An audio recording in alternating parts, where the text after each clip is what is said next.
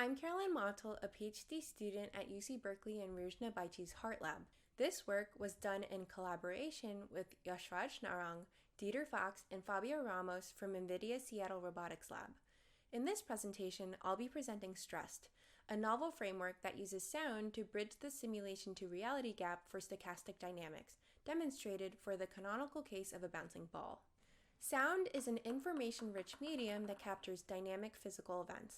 When objects collide with each other, they create sounding vibrations that can help a robot discern several important properties of those objects, including their material and size. In this work, we use sound to extract the times and positions of collision events for the stochastic dynamic system of a bouncing ball.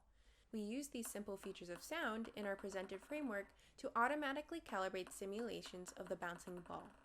Through this, we show that audio perception is an effective sensory modality for bridging the gap between simulation and reality, and it's well suited for real-time dynamic scenarios due to its intrinsic high frequency and low dimensional form. In addition to this contribution, we observed from literature that modeling these collision events can be highly complex, since surface asperities on the surface of the object or ground may cause the motion of the object to be perturbed in an unexpected way. To account for this stochasticity, we introduce a new collision noise model into our simulator, and this model is learned from real audio observations.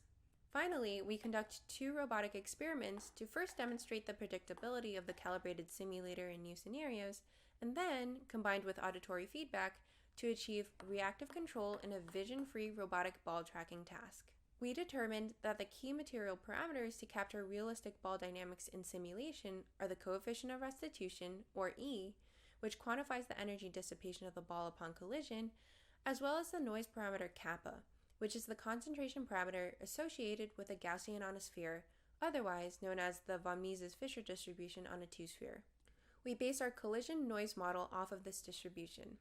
The smaller kappa is, the greater the perturbations are at every collision. Let's label these simulation parameters E and kappa as the vector theta. The information that we seek to observe from the collision sounds of a ball and table are thus associated with the temporal and positional features of each collision. We can extract the times and positions of the ball collisions by using 3 microphones positioned as so. Through physical reasoning, we hypothesized that these features would directly correspond to the parameters of interest. Let's define these features as the vector x. Given that we've defined our parameters theta, which we would like to learn, and our observation features x, which we will observe from real data, it would be valuable if we could find the posterior distribution of theta given x using a likelihood function L. However, because this likelihood function is defined implicitly by the simulator, it's difficult to evaluate, so we choose to use a likelihood-free inference approach, called BayesSim, to approximate the posterior of parameters given real observations. BayesSim directly computes a conditional density function by learning from pairs of parameters and summary statistics. These pairs are generated by independently sampling parameters from a physically based prior distribution and then forward simulating each sample. The posterior is then parametrically approximated using the learned conditional density and x super r, the extracted features of a real audio observation. This posterior is then sampled for every new simulation instance of that bouncing ball. Using the STReSSD framework, we were able to automatically calibrate the simulator for different contact scenarios between the ball and the table, including a ping pong ball bouncing on 2 different surfaces and a tennis ball and moon ball bouncing on a table.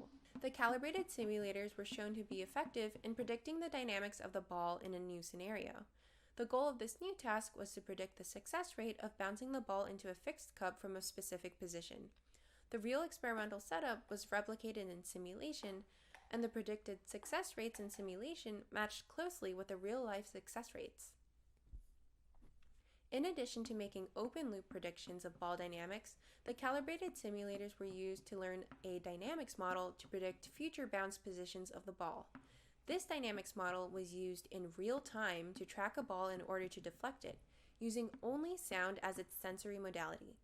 We showed that incorporating our model of collision noise improved the robot's ability to complete this task.